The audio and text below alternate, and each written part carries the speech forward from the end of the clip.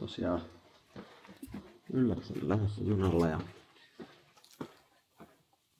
käydään eka heittää roskat roskiin. Reissussa nyt tarkoitus vuokraa fatbikea, vähän saunoa ja syödä hyvin.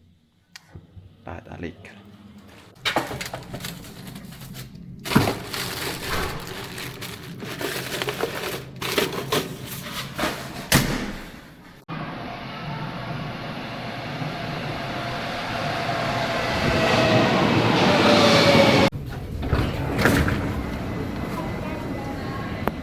No niin, sillä ei vielä päästy Lappiin asti. Juna lähtee 24:08 ja se on 12:08. Ei näy junaa vielä, mutta paljon on porukkaa odottamassa jo. Eiköhän se kohta tuu.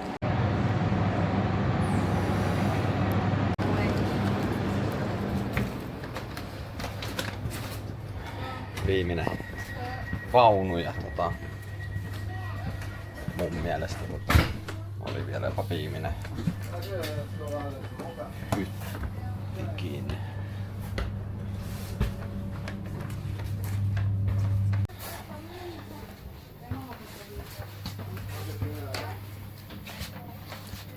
Joo, mulla on tämmönen, en ehkä näy tässä, mutta tämmönen minihytti. Mutta eipä se tällä yksin matkustaessa haittaa. Sitten tähän eli kaikki nukkumiseen optimoinnit, eli niin kylmäksi saa. Sitä pyyhe pistää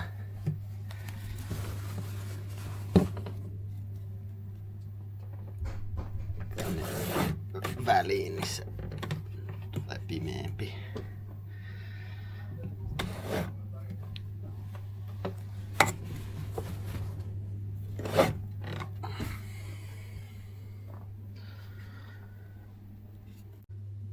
Korvatulpat ja tietenkin pakollinen oma tyyny. No niin, tuli nukuttua oikein hyvin. Kello on 8 ja Kemissä ja juna menee tosiaan Kolariin. Nyt sitten hampaiden pesu ja katsoo mitä aamupalaa tuolta löytyisi.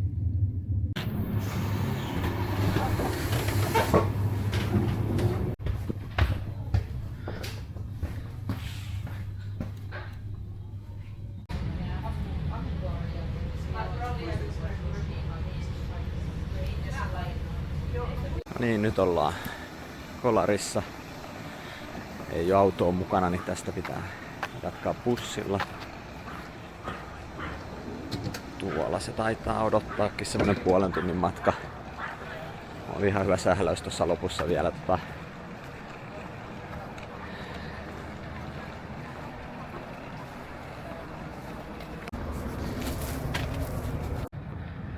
Niin, päästiin Ylläkselle.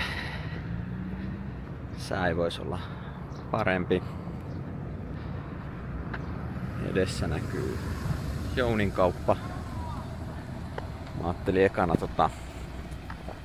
käydä kattoo, jos tosta sais vuokrattua sähköfatbike. Niin pääsis sit liikkuun täällä paikasta toiseen ja sit sen jälkeen kävis katsoa lounasta ja sitten kävis vielä Jounin kaupasta ostaa vähän jotain päivällisiä iltapala-aineksia. Noniin. Tällainen filleri saatiin ja tosta löytyy tommonen eväskori, niin mennään siihen pizzalle sitten.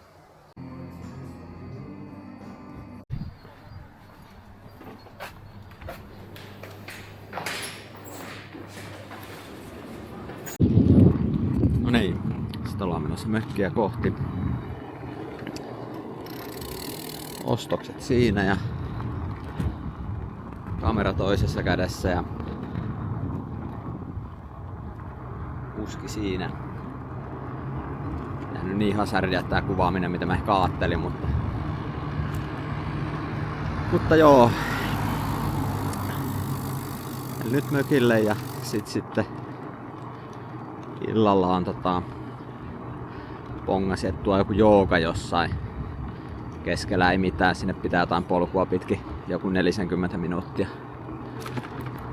polkea. Täytyy katsoa vähän miten sinne löytää perille ja sit siinä joogan päälle oli vielä sit sauna samassa paikassa, niin ihan kiva tommonen iltaprojekti siihen sitten. Mutta nyt tosiaan mökille ja ihan vaan oleskelua siihen iltaan asti ja jossain kohtaa tosiaan pitää sitä reittiä ihmetellä. Siellä näkyy jo yllästunturiakin vähän ehkä huonosti, mutta pikkasen. Eli tässä on tää reitti, mitä pitäisi fillaroida. Tää vaikuttaa, että tässä varmaan tää latupohjaa. Tässä on tämmönen koukkaus, mutta mä katsoin, että tosta varmaan voisi päästä ylitte. Semmonen pieni, en nyt tiedä, se ongelma, mutta lupaa tollasta 6-7 milliä sadetta koko illaksi, pitäisi fillaroida sinne ja takas. No, ei se nyt oo maailmanloppu, siinä nyt kastuu, mutta esimerkiksi tää mun kamera ei kestä vettä, niin voi jäädä kuvaamiset aika vähäiselle, mutta pitää katsoa, jos sieltä jostain kohtaa jotain saisi raportoitua. Ja toki kyllähän se nyt senkin ongelma vähän aiheuttaa mulle mitään, mihin mä saan ton puhelimen tuohon pyörään kiinni, niin ei oikein pysty seuraamaan sitä reittiä samalla kun ajaa. Ja sit jos siellä sataa ukosta aivan kaatamalla, niin se nyt on oma haasteensa siinä kanssa, että miten löytää perille, mutta ehkä ne on jotenkin luottaisin aika sellaisia vähän niin suoria tai selkeitä ne latupohjat, että sitten jotain pitää keksiä sitten. Sen näkee sitten. On tarkoitus syödäkin jotain kunnollista, mutta se pizza oli jotenkin niin tuhti, että nyt mennään ihan tällaisella vähän niin kuin valkokantaisella päivällisellä kautta iltapalalla. Sitä mökin terassilta kuvaa. Hiljasta on. Tuolla taas näkyy ylläs. Ainakin näkyy itselle yllättävän hyvin, mutta vaikea sanoa, kuin hyvin näkyy tässä kamerassa. Tää on tämmönen pieni, en voiko sanoa mökkikylä, mutta täällä on tällaisia samannäköisiä 84 mökkää. Niin jos tätä katua menee eteenpäin, niin olisiko tuo yhteensä 10 mökkiä ehkä. No niin, sit pitäisi lähteä. Mä lisäsin tänne tällaisia stoppeja matkalle, en tiedä onko niistä niinku enemmän hyötyä vai haittaa. Toki joku lasit muukku aurinkolasit, joista on toinen sanka poikki. Ois varmaan paremmat tähän hommaan, mutta niillä mennään nyt mitä on. Ja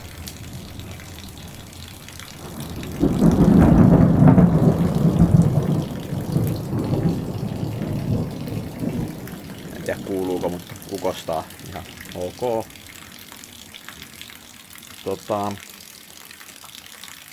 Joo, ei se auta kun lähtee ihmettelemään. No niin, kotimatkalla oli tosi hyvä jooga. Suosittelen kaikille. No ei oikeesti. Se päässyt 1/3 matkasta, oli mennyt yli puoli tuntia aikaa. Sitten siinä oli semmonen, se reitti muuttui suoksi. Ja mä yritin etsiä toista reittiä, mutta vaikka se minikrippus oli ihan hyvä sille puhelimelle tavallaan, niin sit toisaalta Sitten kun se kastui se pinta siitä, niin sitä ei oikein enää pystynyt niin näppäilemään koko puhelinta.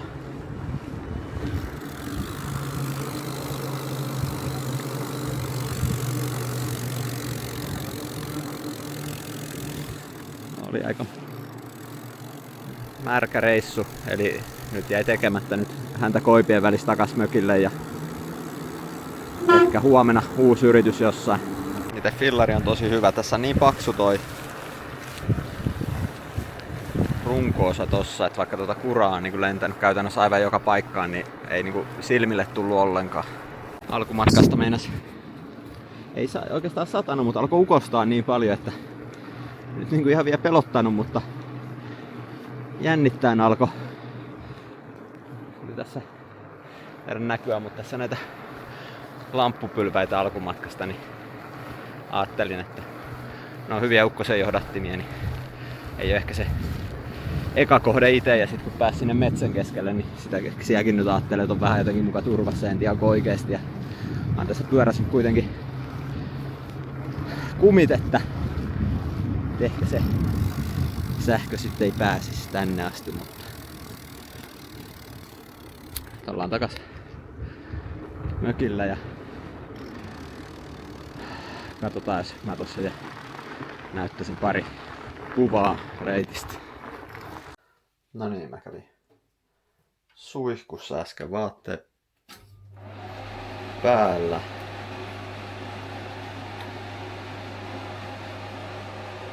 Pistetään omat kuivauskaappi, eiköhän sinne aika pian tuu. Eli tässä kohtaa käännyin sitten ympäri. Tuolta mä tulin, toi olisi ollut se virallinen reitti ja tässä niinku, vaikka tää nyt muka menee tuossa vähän niinku suon laidassa, niin siihen niinku, se tavallaan ihan niinku pysähtyi se reitti tohon ja siinä alkoi semmonen niinku kaislikko, missä ei näyttänyt, että sitä olisi kukaan niinku mennyt. Sitten mä ajattelin, että tosta meni joku polku. Hyvä näyttää tuolta, että käsi on edes. Tosta meni joku polku tohon suuntaan. Sitten mä lähdin kiertää siitä niinku kaislikkoa ja suota sit tolta puolelta. Niin sitten tuossa pallon kohdalla niin kello oli jo. Sitten se oli niinku puoli tuntia enää aikaa ja se on niinku käytännössä tässä kohtaa, eli mä olin siinä jossain tossa silloin ja sit olisi vielä tonne pitänyt päästä ja se reitti mitä mä lähdin, niin Google Maps ei niin osannut näyttää ollenkaan sitä reittiä. Niin niin se oli sit lopulta aika helppo päätös kääntyä takas, kun puhelinta ei juuri pystynyt käyttämään ja tiesi, että sinne ei kerkeä. Se oli monessa paikassa sanottu, että sinne joogaan ei saa tulla häiritsemään myöhässä. Niin jos siinä, eipä siinä sitten ollut vaihtoehtoa kuin palata. Mä pelästyin mikä susi siinä on, mutta sehän oli poro. Babyporo.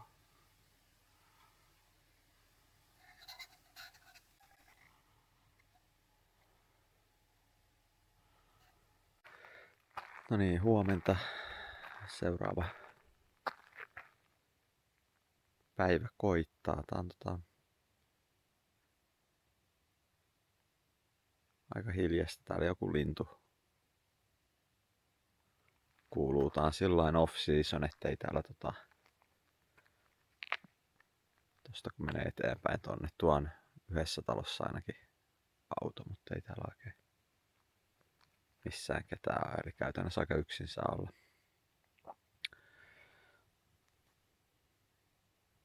Tämän päivän sääennuste nyt ei ihan niin huono kuin eilen, mutta on illalla olisi tarkoitusta, että tuossa joskus 3-4 aikaa varmaan mennä tonne Ylläsjärven puolelle fillarilla, niin kyllä se jonkun varmaan verran ripsii sitten koko ajan. Mutta sille ei taas voi mitään. Ja nyt sitten on tossa ei ollut mitään, en ottanut mitään aamupalatarvikkeita, niin tarkoitus mennä tuohon varmaan Äkäs-hotellille aamupalalle. Oisin halunnut mennä siihen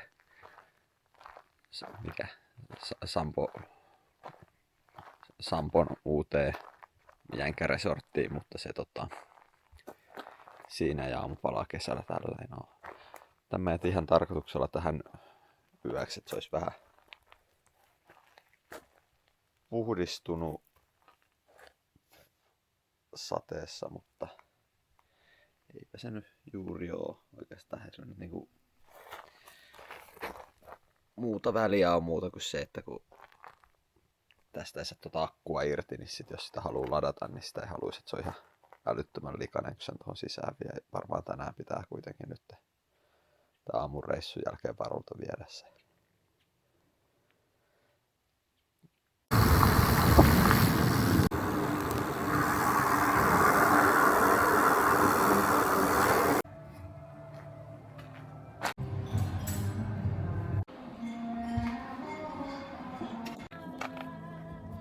Aamupala syöty. Sitä ajattelin lähteä Jouninkaupasta hakemaan vielä jotain välipalaa.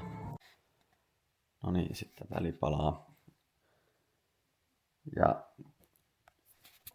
semmonen muutosohjelmaa, että tässä vähän jotenkin arponut sitä, että sinne Ylläsjärven puolelle on vaikea, mutta sataa, sit haluaisi käydä hyvin syömässä. No joo, vaihtovaatteet voi ottaa, menee vähän säädöksit. Mä oon illaksi semmonen yleinen saunavuoro varannut sen. Ja siinä nyt kuitenkin on niin muuttu ja niin äsken päätin, että mä en yöksi varasin majoituksen sitä samasta kompleksista, missä on se ruokailu ja sauna. Niin mä voin lähteä sit sinne myös nyt niin kuin jo aikaisemmin. Et ei tarvitse tavallaan odottaa sinne iltaan, milloin sataa enemmän, niin nyt syön tässä välipalaa. Oikeastaan pakkaan kaikki tavarat, mitä nyt tarvii, ja sitten taidaan alkaa hiljalleen tekemään rauhakseen siirtymistä. Sitten löytyy ihan perinteinen karttakin, niin ajattelin tosta lähdetään mennä tätä. Tää on Isometsän nousu mun mielestä. Sitten tää lähtee tästä kiertää Yllästunturia ja täytyy nyt sitten vähän katsoa tässä, että meneekö tosta vai sitten niinku täältä. Eilen toi punainen reitti, se on tuo eilen, niin se oli yllättävän kivikkoista ja se oli niinku, vauhti oli ehkä semmoinen 5-10 kilometriä tunnissa, niin on kuitenkin semmoinen ajatus, että tämä nyt on enemmän vaan tämmöinen siirtymä kuin että haluaisi jotenkin oikeasti maastopyöräillä jossain korvessa, niin mä uskon, että mä valkkaan tuon sinisen reitin ihan perille asti ja sitten se tosiaan täällä se, mihin niinku on tavoite päästä. No niin, äsken lähdettiin kiipeä Isometsän nousua. Tästä ei ikinä mennyt kesällä. Kyllä näitä mökkejä nykyään tullut ihan joka paikkaan. Eikä siinä mitään, hienoja mökkejä. Oi, tää taisi olla kuin 1,5 kilsaa, sitten varmaan aika pitkää tasasta palata. No niin, nousu huipulle päästy. Ylläsjärvi olisi kohteena. Eli tonne noin ja nyt on se karttakin mukana, mä en jaksa sitä nyt kaivaa vielä esiin, mutta fiiliset melkein jokaisesta käännöksestä, kun ottaa vasempaa Ja sitten kun päästään Ylösjärven puolella ja siellä yksi silta, joka ylittää tien, niin sitten sen jälkeen oikealle. Eli sitä karttaa niin varmaan välillä tulee varuiksi katsottua, mutta ei tässä nyt kauheana paikkaa ole, mihin voisi eksyä, kun tunturi tulee vasemmalla sitten kuitenkin jossain kohtaa aina vastaan. Mennään rauhaksi. Joo, joku tiedä mitä tapahtui, mutta olin tosiaan pyörii. Ketjut ei. Niin ihmettelis vaikka tosta olisi joku ruuvi vaan löystynyt, mutta lähtiessä mietin, että tarvisiko ottaa yleistyökalu mukaan ja sitten tuli se tuloks, että ei.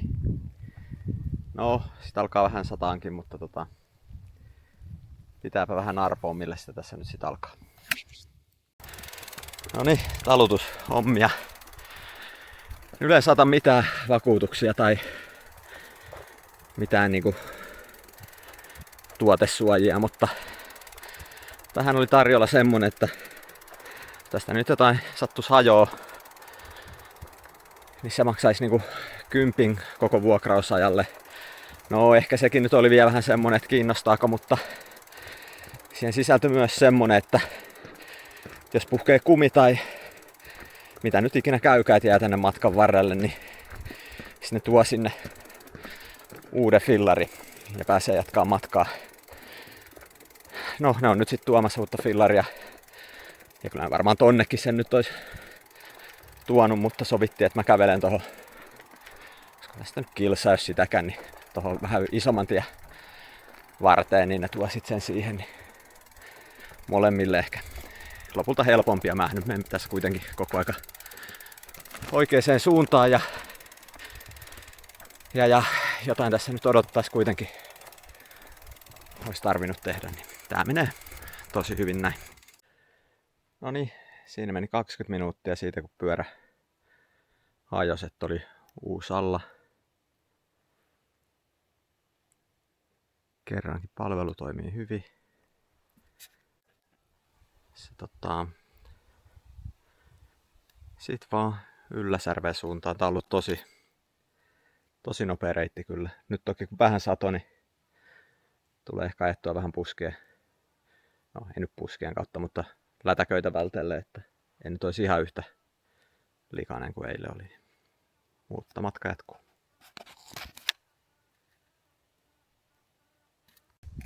No niin, seuraava risteys. Tää on kyllä nämä pääreitin niin hyvin merkitty, ettei kauheena hätää. Toki on se nyt kiva, että sitä karttaa tuli katsottua lähtiessä. Tossa sitten jostain syystä fillarit on ohjattu tollaselle metallitelineelle. Ja just tosta tajusin senkin, että just sen paperikartan, mistä mä olin niin onnellinen, niin sehän mä oon tästä huppari, mikä vatsatasku tai joku vastaava, niin onnistunut sitten tossa kaiken sähläyksen keskellä tiputtaa pois. Eli sitä ei no ainakaan tänään enää ole. Katsotaan, jos se löytyy huomenna tuolta vielä. No niin, tässä olisi sitten seuraava vuorokauden projekti. Siinä syödään, ollaan tossa ilmeisesti noin saunakompleksit ja se uimaan sitten kanssa. On kyllä tosi hyvä ratkaisu jäädä tänne yöksi. Joku 1,5 tuntia siihen sai menee. Tosi nopea vauhtinen reitti, että periaatteessa niin kovaa vaan pysty menee kun haluaisi. Very good. Tosi idyllinen.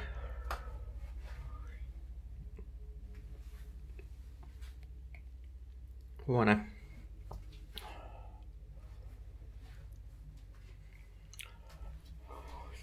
Nämä on mahtavat.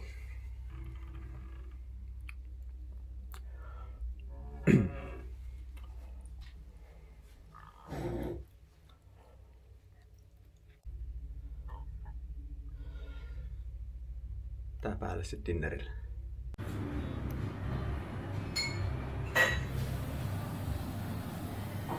Kiitos. Harmittaa, kun apilot on justiin leikannut. Jaha. Täällä on veljekset lähtenyt liikkeelle. Montako kymmentä tulee? Onks niitä niinku useampikin siinä vai? On. Mutta onhan se hieno, kun turisti.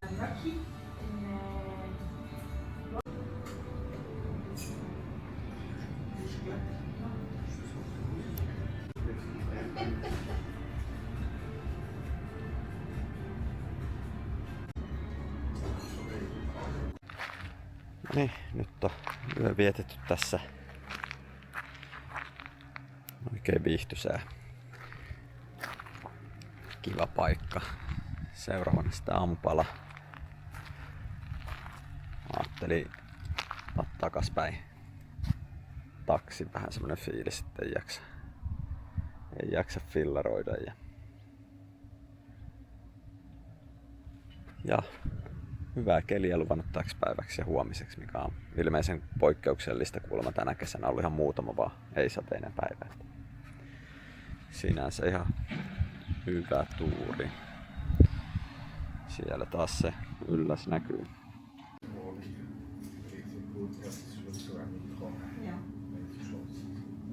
No nyt kyyti tulee 11, eli tässä on vähän reilu tunti aikaa. Mut kyllä tällaisina hetkinä, kun tällaisella terassilla istuu ulkona, vähän alkaa miettiä sitä, että Helsingissä kerrostalossa kun asuu, niin ei siinä paljon ulos mennä tai aurinkoa nähdä, että onhan tää aika rauhoittavaa tässä tuulevire puhaltaa ja aurinko lämmittää ja no joku palju tuossa takana vähän surisee ja välillä jos oikein kuulee jonkun auton, mutta käytännössä aivan hiljasta.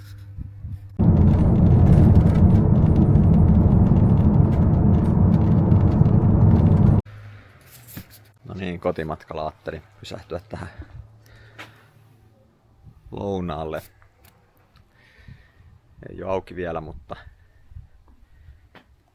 tässähän se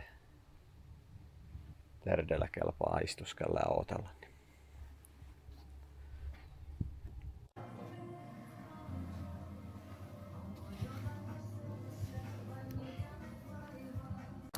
No niin, sitten palauttaa fillaria. Ihan vielä tätä ei tarvis palauttaa, mutta alkaa olemaan pylly sen verran kipeä, ettei tässä niinku oo semmonen olo, että mihinkä tarvis enää tänään polkee. Oli kyllä tosi hyvä pyörä. Erityismaininta niinku polkimista, vaikka ihan peruslenkkarit, niin ei kyllä lähelläkään, että jalka olisi lipsahtanut missään kohtaa pois. Ja no välillä sitten toi pyörän jalka kyllä ottaa toiseen kantapäähän. Ei nyt pahasti, mutta muutama kertaa joutuu ihmettelemään, että mikä siinä on. Joo, eli pyörä takas siihen Jounin kaupalle. Sitten Jounin kaupasta hakee varmaan jotain päivällistä. Ja sit ollaankin jalkamiehenä sitten loppureissu. Huomenna illalla lähtee bussi tosta Äkäs-hotellilta takas kohti Kolaria ja siitä sitten junalla poispäin. Noniin, sitten jalkapatikka.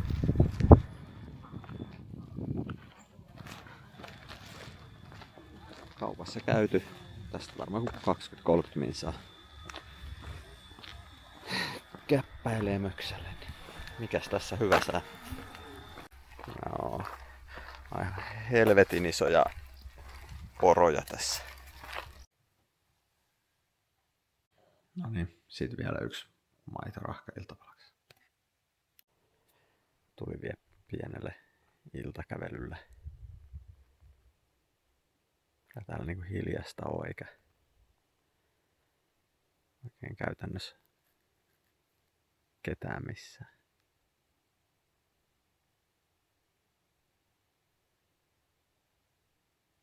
Joku eläin välillä. Lintu jossain pitää ääntä tai tuuli ottaa johonkin puuhun, mutta ei täällä kyllä oikein mitään tapahdu.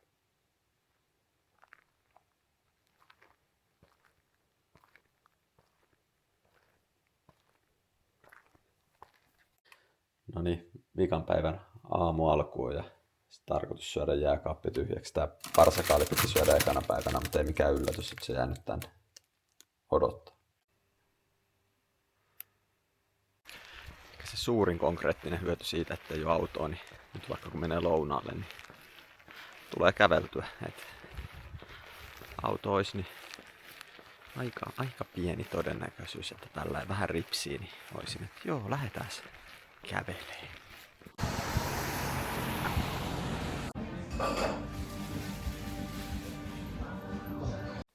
No niin, sitten mennään taas kotia kohti.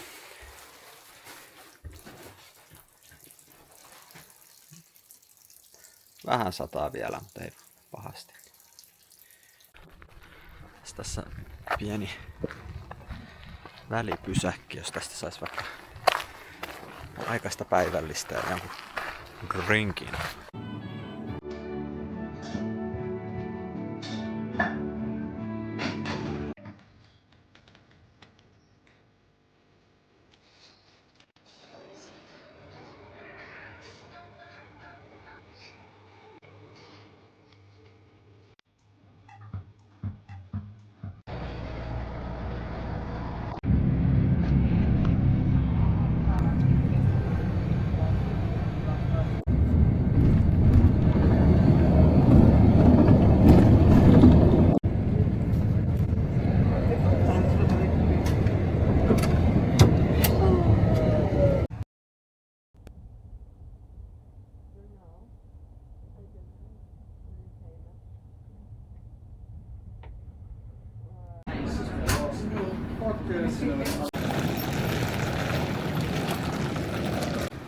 Eli vielä tuli tämmönen Oulustoppi tähän. Kavereita meidän näkee ja kummityttöä. Kello on varti yli 12. Ei nyt ihan optimaalinen aika, mutta tästä nyt pieni patikka hotellille ja nukkumaan. Eli tavallaan virallinen vlogi loppuu